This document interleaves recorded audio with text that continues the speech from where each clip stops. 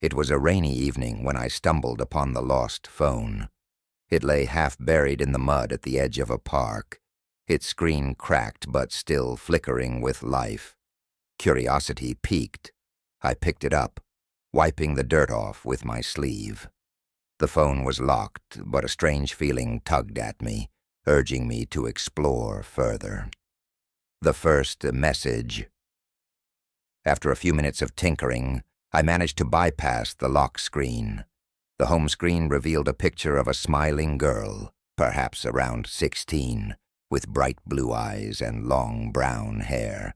Her happiness seemed infectious, but an unsettling chill crept down my spine as I noticed the date on the photo. It was taken just days before. I opened the messaging app, and my heart raced as I saw dozens of unread messages. They were from a contact named Jake. The first message read, "I can't believe you're doing this. Please don't go through with it." Confusion washed over me. What could she possibly be contemplating? I scrolled down, each message revealing more of their conversation. Jake seemed desperate, pleading with her not to make a terrible mistake. A dark turn. The messages grew darker as I continued reading. "You don't understand what you're getting into." Jake warned in one message, "They're not who you think they are." My mind raced with questions.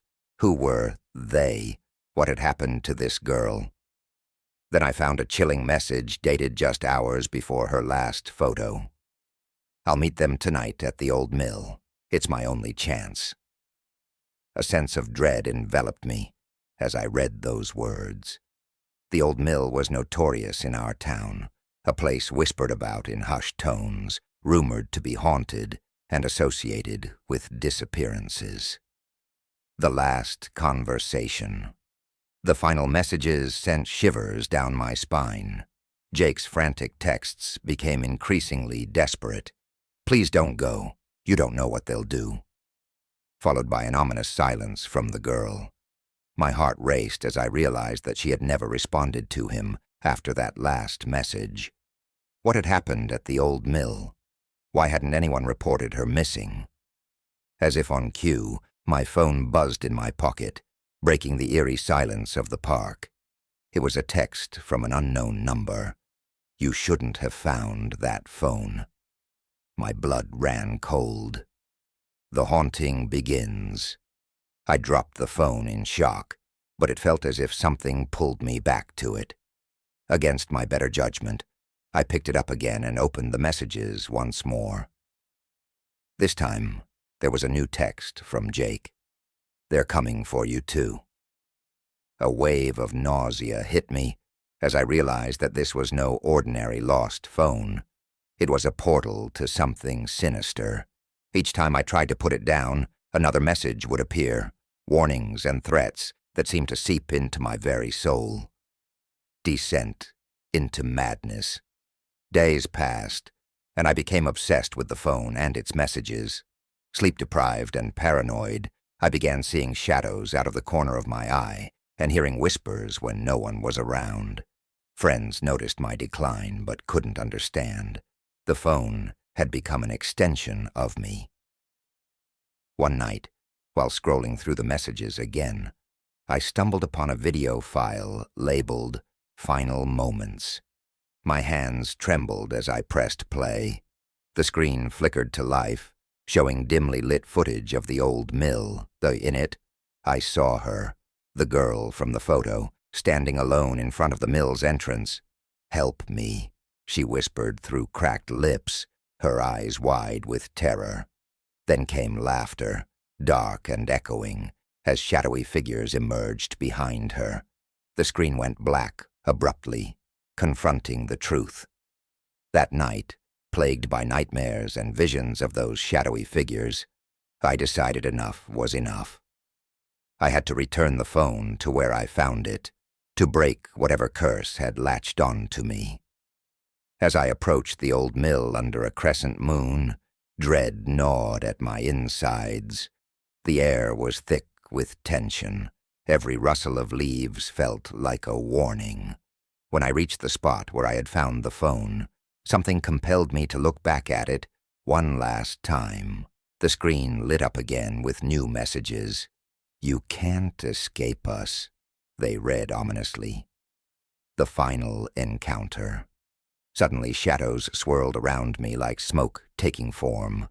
Panic surged through my veins as I turned to flee, but found myself unable to move. A force held me in place. "Join us," they whispered in unison, their voices echoing like distant thunder. In that moment of sheer terror, clarity struck me. This wasn't just about her. It was about all those who had vanished near this cursed place, trapped forever by their own choices. With an immense effort, fueled by desperation and rage, I broke free from their grip and hurled the phone into the depths of the mill's ruins before sprinting away into the night.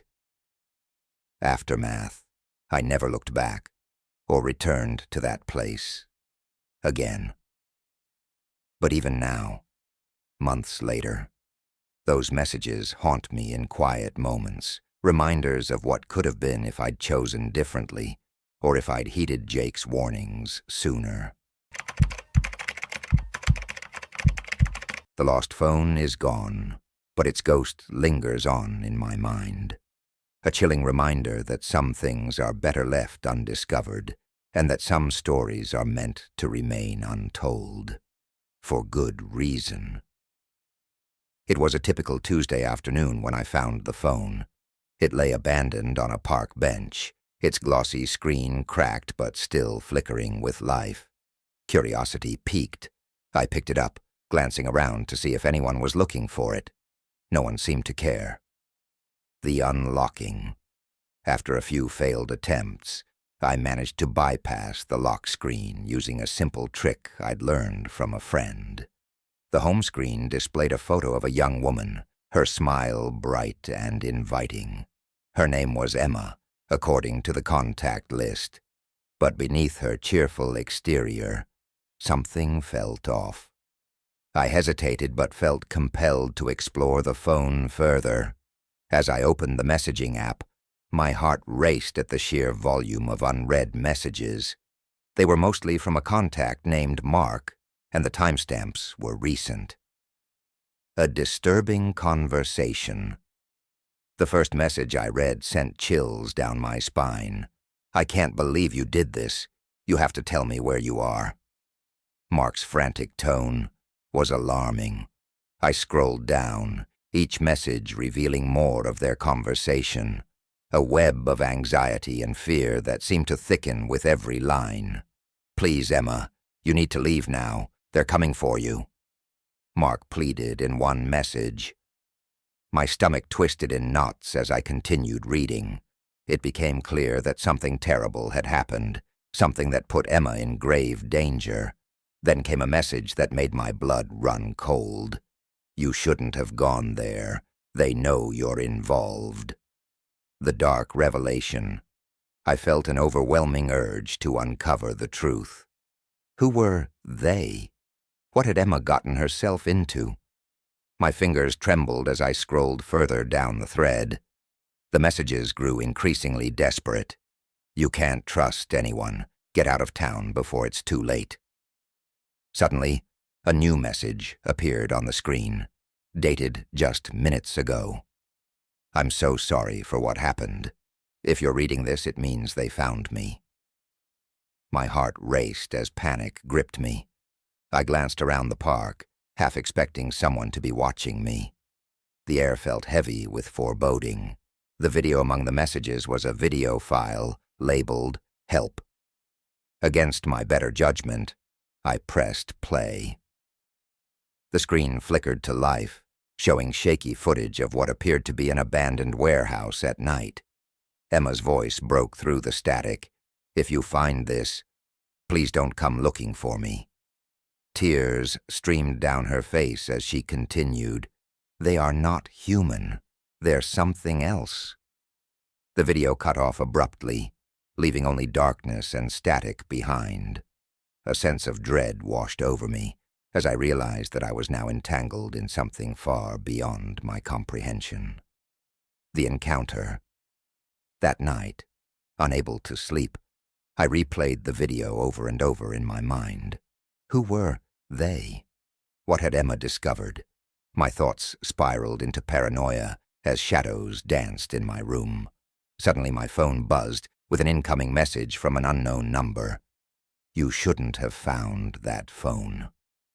My heart raced as fear gripped me like a vice. I tried to shake it off and convince myself it was just a prank, but deep down, I knew better. Something sinister lurked behind those words. The investigation determined to uncover the truth.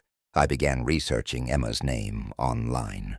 To my horror, I found news articles about her disappearance. She had been missing for weeks, last seen near that very warehouse from the video. As I dug deeper, I stumbled upon rumors of cult activity in our town, whispers of dark rituals and strange disappearances tied to an ancient legend about beings that thrived on fear and despair. A chilling realization. The next day, while walking home from work, I noticed someone following me, a figure cloaked in shadow who seemed to vanish whenever I turned around. Panic surged through me as I quickened my pace. When I reached home, my phone buzzed again. You need to leave town, now. It was Mark's number this time. My heart raced. He must know something. I called him immediately but only reached voicemail. Please, if you get this message, help me. His voice trembled with urgency. The final confrontation. That night, unable to shake off the feeling of being watched, I decided to confront whatever darkness lay at the warehouse. Armed with nothing but a flashlight and my phone for guidance, I arrived at the desolate building just after midnight. The air was thick with tension as I stepped inside. Every creak of the floorboards echoed ominously in the silence. My flashlight beam flickered across graffiti-covered walls and shattered glass scattered like bones on the ground. As I ventured deeper into the warehouse, shadows shifted at the edges of my vision, flickers of movement that made my skin crawl. Then came a voice, a whisper that sent chills down my spine. You shouldn't have come here.